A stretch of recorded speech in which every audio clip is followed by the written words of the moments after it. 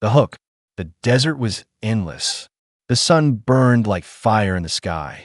Winds carried the taste of dust, sharp and bitter on the tongue. Shadows of rocks stretched across the golden sand, but there was no shelter, only silence, broken by the slow march of tired human soldiers. They walked in a line, boots sinking into the soft dunes. Their armor was heavy, their water nearly gone. Every step felt like a battle. The desert swallowed men before, and it was ready to swallow them too. But today, something different waited. At first, it was only smoke, a dark thread rising against the bright horizon. The commander, a tall man with scars across his face, raised his hand. The line of soldiers stopped, their eyes following his. Smoke in the desert could mean death or salvation. They moved closer, hearts heavy with both fear and hope. Then they saw it, a ship broken and burning in the sand, metal twisted like the bones of a dead giant. Strange symbols ran along its side, glowing faintly in the sun. It was not a human ship. It had fallen from the stars. The soldiers tightened their grips on their rifles. One whispered, "Aliens," and the word carried a strange weight. For years, humanity wondered if they were alone. Now the answer burned before their eyes. The commander's voice was steady. "Stay sharp. We don't know what waits inside." The heat of the wreck pressed against their faces as they stepped closer. The metal groaned, still alive with fading energy. A door hung broken, leading into darkness. The soldiers aimed their lights, beams cutting through smoke. What they found inside froze their hearts. A figure lay among the wreckage. Not human, but shaped like one, skin pale with a faint glow, as if the desert sun itself was trapped inside her. Her hair flowed silver, falling over torn robes marked with royal designs.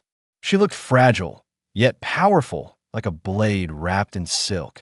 "She's alive," one soldier whispered, kneeling beside her. Her chest rose and fell with weak breaths. Her lips moved, speaking words none of them understood, but her eyes opened, bright and strange. She looked at them with fear and trust all at once. The soldiers stared, silence heavy in the ruined ship. One man whispered, "She's beautiful." Another muttered, "She's dangerous." The commander's jaw tightened, his hand on his rifle. He knew the truth. Beauty and danger often walked together. The princess, though they did not yet know she was royal, reached out a trembling hand. Her fingers brushed against the commander's armor. Her voice cracked with pain, yet carried something strong. The soldiers leaned in, trying to understand her broken words. They only caught one clear sound, repeated like a prayer. "Help!" The desert outside groaned with wind. The sun dipped lower, and shadows stretched like claws. The men felt the weight of choice pressing on them. If they carried her, they risked death. If they left her, they betrayed what it meant to be human. The commander looked at his men, saw the doubt in their eyes. Some wanted to save her, others wanted to leave her, and some, he feared, wanted more than either. The desert tested them, and now this alien woman tested them too. Would they rise as men of honor, or fall as men of lust and fear? They carried her out of the ship, her body light but strange in their arms. The desert air touched her skin, and it shimmered faintly. A storm brewed far in the distance, clouds black against the burning sky. The desert never forgave the weak, and now it had one more secret to keep. As the group marched into the endless sands, the commander felt the weight of unseen eyes. The desert was not empty. Something else was watching, something that had not yet revealed itself. The silence of the desert was no longer silence. It was waiting, and so the story began. Men and an alien princess, walking the line between survival and destruction. Every step forward carried danger. Every glance at her face carried temptation. The desert swallowed their tracks, but it could not swallow their fate, because fate had already chosen them. And it began with her, the alien princess forsaken in the desert, and the humans who dared to save her. The rescue and temptation. The desert night was cruel. The heat of day vanished, replaced by a bitter cold that cut through armor and skin alike. The soldiers gathered around a small fire, their breaths misting in the dark air. Above them, the sky stretched wide and endless, filled with stars. And among them, perhaps, was the home of the strange princess they now carried. She lay wrapped in a cloak, her pale skin glowing faintly in the firelight. The men sat around her in a circle, their faces hard but their eyes restless. They could not stop staring, not because she was strange, but because she was beautiful in a way they did not understand. Like a dream made real, fragile but dangerous. The commander sat with his rifle across his knees. He kept his gaze on the shadows that stretched beyond the fire. But he knew his men were not only watching the desert. They were watching her, and the desert itself seemed to hold its breath. She opened her eyes slowly, silver irises reflecting the flames. Her lips parted, words breaking through the silence. Her voice was soft, broken, but it carried a strange weight. "Water, please." One soldier hurried to bring a flask, pressing it gently to her lips. She drank, weak at first, then stronger. When she spoke again, it was not in human tongue, but there was meaning in her tone. She looked at them as though she trusted them, as though she believed they would protect her. The commander's heart tightened, not with desire, but with responsibility. But not all hearts in the circle thought the same. One soldier, young and reckless, leaned toward another and whispered, "She is ours now. We found her. No one else will know." Another smirked, answering, "She is no ordinary woman. She could make us kings." The whispers were low, but the commander heard, and his blood turned cold. The princess looked at the men with tired eyes. Perhaps she understood more than she let them believe. Perhaps she saw the hunger in some of them, the doubt in others. She raised a hand, weak but graceful, pointing to the stars. Her lips formed words again. "Home. Lost," she said, broken but clear. The fire crackled. The desert wind howled through the rocks, carrying a sound that felt almost alive. The men shivered, though not from the cold. There was something in the desert, watching, waiting. The commander felt it in his bones, but his men's eyes still lingered on the princess. She turned her gaze to the commander, her voice trembling. "You lead." A simple word, yet it struck him like a hammer. She knew he was the one who would decide her fate, and perhaps the fate of them all. Night dragged on, filled with the cries of unseen creatures. The soldiers took turns standing guard, rifles in hand, but every time the fire burned low, every time shadows stretched long, some felt the weight of temptation grow stronger. The princess, lying weak but radiant, was not just a stranger, she was a test. At dawn, they rose and walked again, carrying her between them. The desert stretched endless, dunes rolling like an ocean of gold. Their throats dry, their skin burned, but still they marched. And still, the tension grew. Some men walked close to her, their eyes wandering, their thoughts unspoken. When the sun was high, a storm rose. Wind screamed, sand whipped across their faces, blinding their eyes. The group staggered, holding the princess close. Her cloak tore in the storm, revealing the strange markings across her arms, glowing faintly. The men gasped, both in fear and wonder. One soldier cried, "She's not just a woman, she is power." Another shouted above the storm, "Power we cannot control." The commander's voice roared, steady and strong. "She is under our protection. Remember who you are. Remember what it means to be human." The storm swallowed his words, but the men heard them. When the storm passed, silence returned. The princess lay weak in his arms, her eyes closed, her breath shallow. The men looked at her differently now, some with fear, others with greed, and one with loyalty, though he did not yet know why. That night, they rested again under the open stars. The princess sat upright, stronger than before. She touched the sand with her glowing hand, and for a moment, water rose from it, clear and cold. The soldiers drank with relief, but their eyes widened at the miracle. She looked at them and said, slowly, carefully. Life, gift, but not free. The men fell silent, her words sinking deep. A gift could also be a curse. And though the desert was cruel, the real danger might be within their own hearts. The struggle between honor and lust, loyalty and betrayal, had already begun, and the desert would not forgive the wrong choice. The desert trial. The desert did not rest. Day after day, it tested them, breaking their bodies and pushing their spirits to the edge. The sun burned like fire, the sand scorched their feet, and the air itself felt heavy with punishment. Each man carried the weight of his armor, his rifle, and now the weight of the alien princess.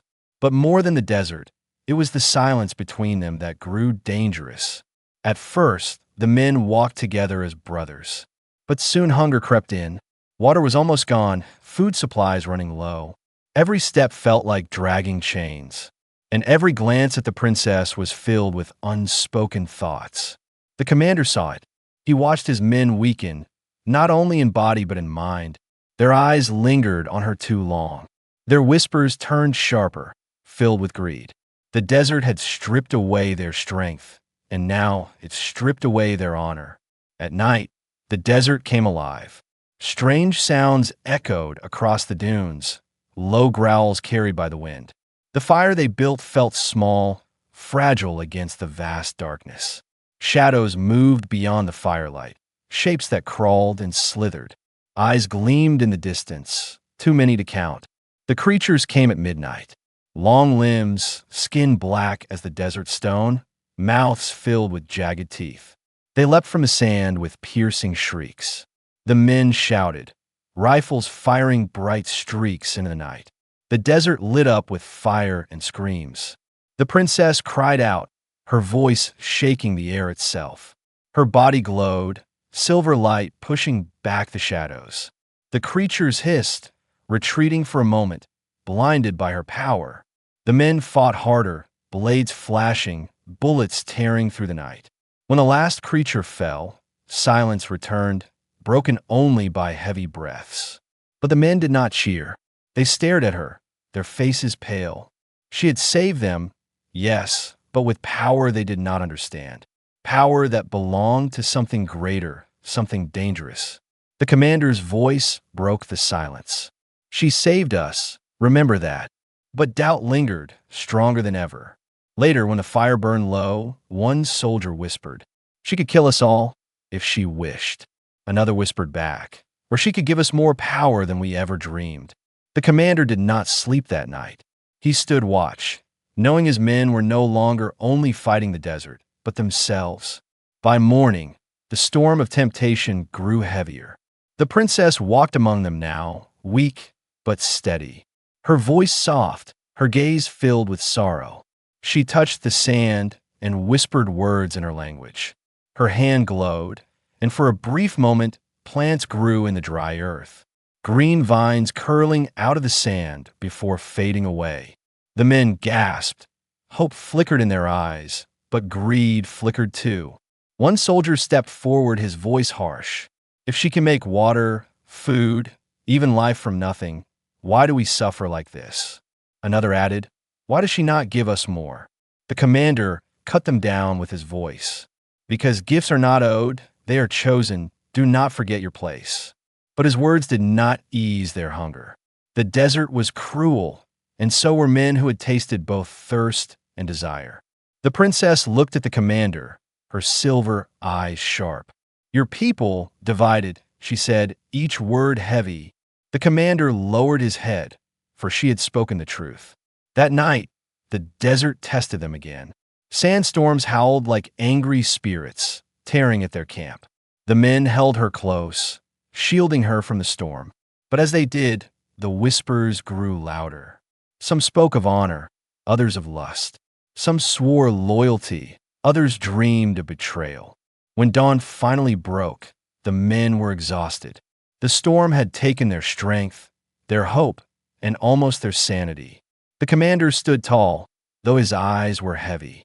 He knew the trial was not only of sand and hunger, but of human hearts. And so far, humanity was losing. The princess stood among them, her voice trembling but clear. Desert tests you, but desert also shows truth. Her words struck deep, because the truth was simple. The desert was not killing them. They were killing themselves. Secrets of the princess. The desert night was quiet again, too quiet, as if the land itself waited for something to be spoken. The fire burned low, casting thin light on tired faces. The soldiers sat in a circle, their eyes hollow from hunger, their hearts heavy with doubt.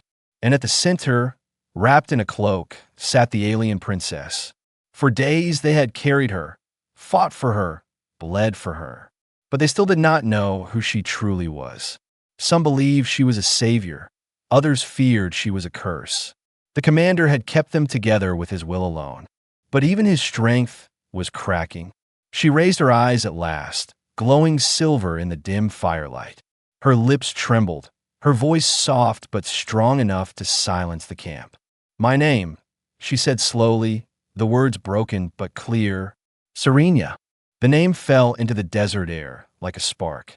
Strange, beautiful, dangerous. The men leaned closer, their breaths caught. Serenia touched her chest with a shaking hand.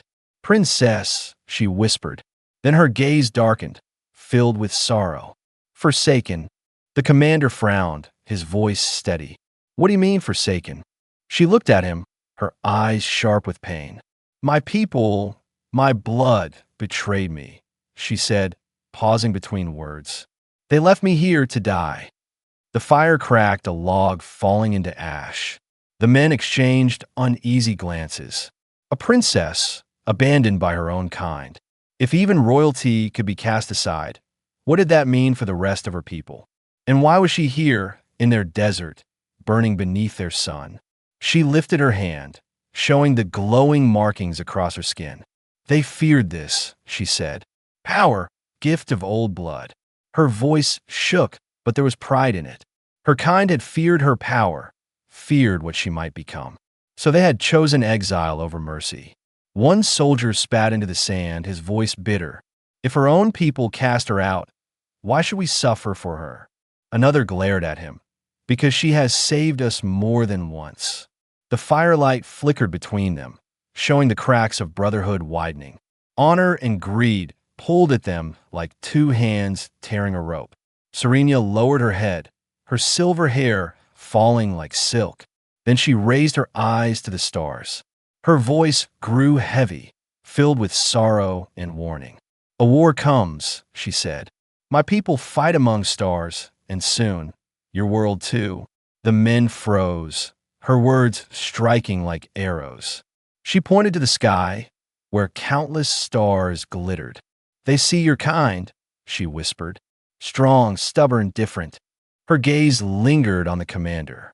"But question is, honor or lust? Choice will decide." The commander felt her words burn in his chest. He had seen the way his men looked at her. He had heard the whispers, the hunger in their voices. She was right. Choice would decide everything. Not just their survival, but perhaps the survival of humanity itself. The men sat in silence, staring into the fire, each of them thinking different thoughts. Some of duty, some of power, some of forbidden desire. The desert wind brushed against their faces, cold and sharp, as if reminding them that the land itself listened. The princess spoke again, her words slower, heavier. "My people once proud, wise, but greed consumed them." Her voice trembled, but her eyes held fire. "They chose lust for power, not honor. They lost everything." She paused, looking at the humans. "Will you repeat? Same mistake." The fire hissed, sparks rising into the dark sky. Her words were not only a warning, but a mirror. The men looked at each other and saw their own weakness reflected back. The desert trial had not broken them, but her truth might. The commander finally stood, his voice low but firm. "Princess Serenia, if your people betrayed you, then you are with us now. And if war comes, we will face it with honor, not greed." But even as he spoke, he wondered if his men would truly stand by that, or if the desert would claim their souls before the war ever reached them. Serenia closed her eyes, her face softening. Perhaps, she whispered, perhaps humans are different. But her voice carried doubt. And in that doubt was the shadow of things to come. The desert wind howled, the fire burned lower. And in the distance, unseen eyes watched from the dunes, waiting for the humans to stumble, waiting for the moment when choice would break them apart. The temptation grows. The desert was not silent anymore. Every night, the men whispered, and their whispers were heavier than the wind. They no longer spoke only of survival, but of her, the alien princess, Serenia, who walked among them like living starlight.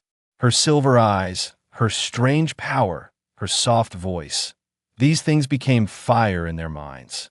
The commander saw it clearly. When she walked, some men lowered their eyes in respect, but others followed her with hungry stares. When she spoke, some listened with honor, but others heard only promises of power. The desert had taken their strength, and now temptation was taking their souls. One night, around a weak fire, two soldiers argued in hushed tones. She can give us water, she can give us food, even life itself. One said, his voice sharp, why do we still suffer when she could give us more? The other smirked, his words like poison. Because the commander fears her, but I see truth. She is a gift from the stars, not a burden. She could make us kings. Their voices grew louder, until the commander silenced them with his glare. Enough, he barked, his hand gripping his rifle. We protect her. We do not claim her. Remember who you are. But the men lowered their eyes with anger, not shame. And the commander knew their hearts were already drifting away. Serenia watched in silence, her silver hair glowing faintly in the firelight. Her eyes were soft but filled with sorrow. She had seen this before, among her people, before betrayal, before war. She whispered to the commander when the others slept. Your men divided, some honor, some lust, their choice will shape you. The next day, the desert grew harsher. The sun was a hammer, the sand a furnace. The men stumbled with each step, their throats dry, their bellies empty. Serenia walked in the middle, weak but calm. Every time she stumbled, a soldier rushed to catch her, sometimes with care, sometimes with hands that lingered too long. At dusk, the group reached the shadow of black cliffs. The rocks rose like teeth from the earth, casting long, jagged shadows across the sand. They set camp at the base, the fire flickering weakly. But here, temptation grew stronger than ever. The men were no longer only tired, they were desperate. One soldier, bold and reckless, stepped forward as the others rested. He knelt before Serenia, his voice low but burning. You should not waste your gift on all of us, he said. You need only one protector, one who will keep you safe, give you loyalty, give you everything. His hand reached for hers, trembling not with fear, but with hunger. The commander moved like a blade. He seized the soldier's wrist, forcing him back. His voice roared like thunder. You will not touch her. She is under my protection. Do you understand?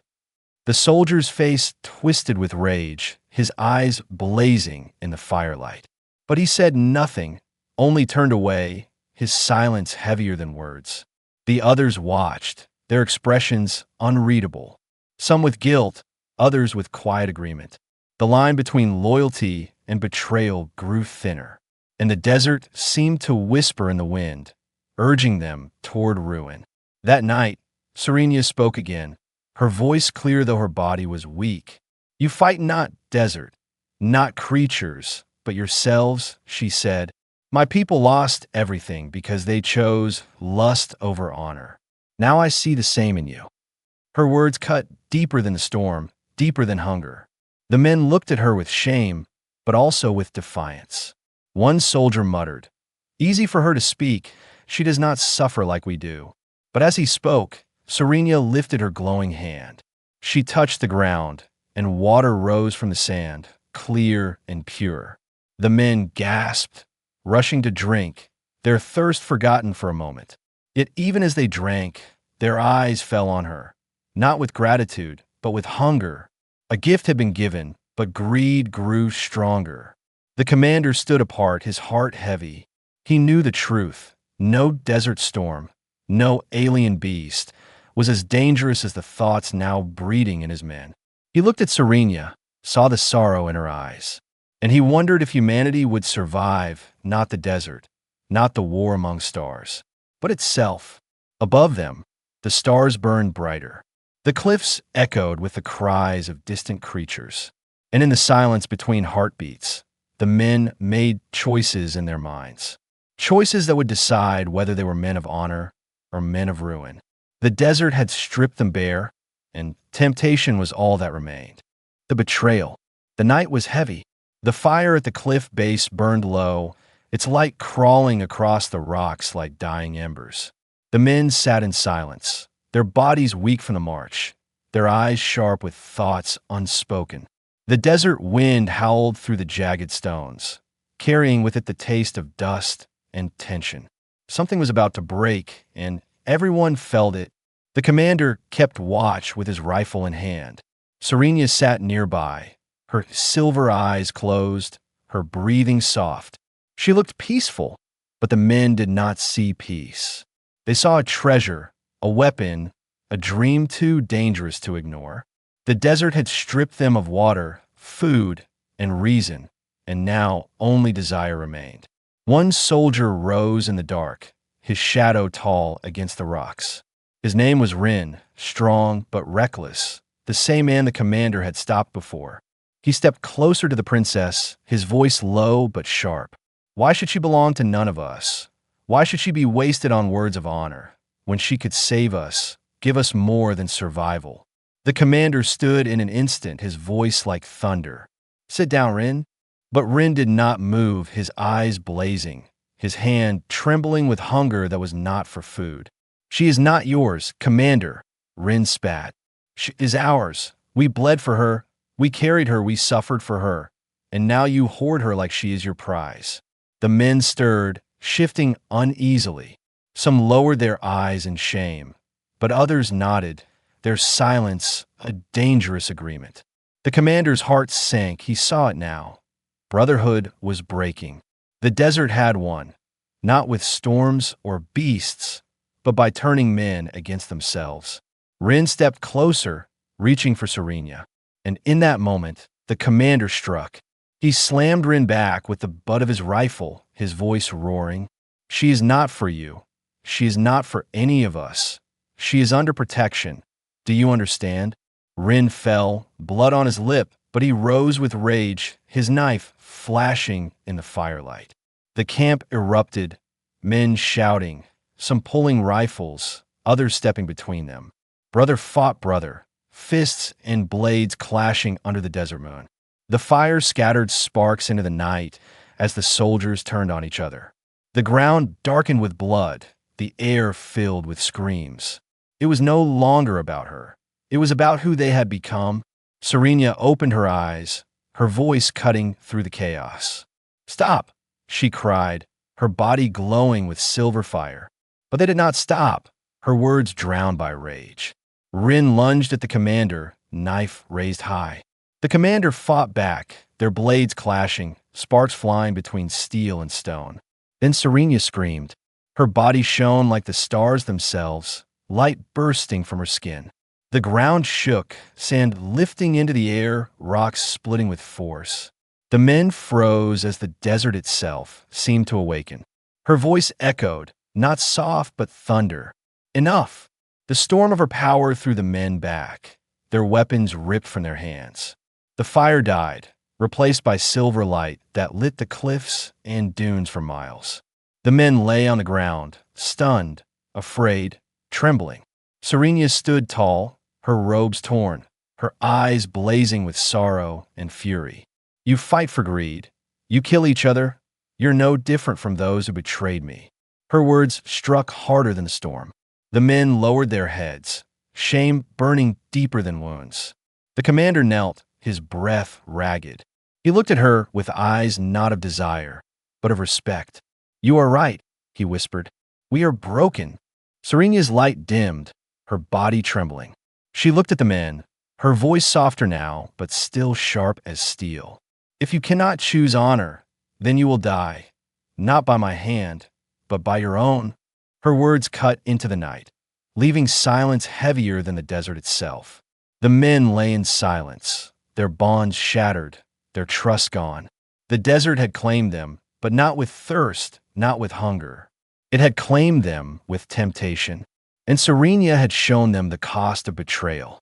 Above them, the stars burned cold. The cliffs whispered with the wind, and in the shadows beyond the fire's edge, unseen eyes still watched. The humans had destroyed themselves for a moment, and something out there waited for the chance to finish what they had started. The final choice. Dawn broke over the desert cliffs. The sun rose red, spilling fire across the sands. But the camp was quiet, too quiet. The men lay scattered from the night before, bruised, bleeding, their weapons lying forgotten in the dust. What had once been brothers in arms now felt like strangers, divided by shame and silence. The commander sat apart, his eyes hollow, his hands heavy on his rifle. He had led men through battles before, but never through this. They had not been defeated by enemy soldiers or alien beasts. They had been defeated by themselves. And the desert had watched, unforgiving. Serenia stood among them, her silver hair glowing faintly in the rising light. Her body still trembled from the storm of power she had unleashed. But her eyes were steady, sharp, cutting through each man like a blade. "You ask for water, for food, for survival," she said, her voice low but fierce. "But your true thirst is greed, and that thirst will destroy you." The men lowered their eyes, ashamed. But shame was not enough, not anymore. Some still looked at her with hunger, others with fear. Only a few looked at her with respect. The desert had peeled away their masks and revealed the truth of their hearts. Serenia raised her hand, and the ground beneath them shimmered with silver light. From the sand rose a vision, cities of glass and stone burning under alien skies, ships falling in flames, armies tearing each other apart. The men gasped as the vision showed her people, proud and powerful, destroying themselves. "This is what happens when honor is abandoned," she whispered. "My world is gone because of this. Will yours follow?" The commander stepped forward, his voice steady despite the weight on his chest. "Princess Serenia, you are right. We have failed, but not all of us." He looked at his men, broken but listening. "Each of us must choose now. Not for her, not for ourselves, but for what it means to be human." One soldier sneered, his voice sharp. "And what is the point of honor when honor does not feed us, does not save us?" Another, weaker but wiser, answered softly, "Honor is the only thing that keeps us human. Without it we are nothing." His words hung in the air, simple but true. Serenia's silver eyes softened for a moment. "Choice," she said, her voice almost gentle now. "Not all must be pure, not all must be perfect, but if even a few choose honor, then hope remains." She looked at the commander, her gaze steady. "You carry more than your life. You carry the name of your people." The desert wind swept across them, lifting sand into the air. It felt like the land itself was waiting for their decision. The men stared at each other, torn between hunger and duty, between lust and loyalty. The commander raised his rifle high, then thrust it into the sand. "We will not be beasts, not in this desert, not before her, not before the stars." One by one, slowly the others followed, rifles planted into the earth, blades dropped to the sand. A silent vow made not with words, but with action. Even Rin, blood still fresh on his lip, lowered his knife at last, his face hard with shame. It was not victory, but it was choice, and choice was enough. Serenia closed her eyes, her silver light softening. For the first time, she smiled, though sorrow lingered at the edges. "Then humanity is not lost," she whispered. She lifted her hand, and from the desert sky came a low hum, deep and powerful. The men looked up, their eyes wide, as a great shadow crossed the rising sun. Above them hovered a ship, vast and alien, its surface gleaming with silver light. It descended slowly, silent but alive. The men stepped back in awe and fear, their hands twitching toward weapons they had already given up. Serena looked at them one last time, her voice calm. You saved me, but more than that, you saved yourselves. She turned toward the ship, her cloak fluttering in the desert wind. The commander called out, his voice breaking. Will we see you again? She paused, her back to them, then spoke without turning. Perhaps, if your honor endures. The ship's light surrounded her, lifting her into the air. The men watched in silence as she disappeared into the stars. The desert wind roared. The ship faded into the sky. And once again, the sands were empty, but humanity had been changed. The commander looked at the horizon, his voice low. We came to the desert as men chasing survival, he said. We leave it as men tested by temptation and scarred by truth. He turned to his men, their faces tired but alive. This is not the end. This is only the beginning. And so the desert swallowed their tracks once more. But it could not swallow their choice. Honor had survived, and with it, the hope of humanity.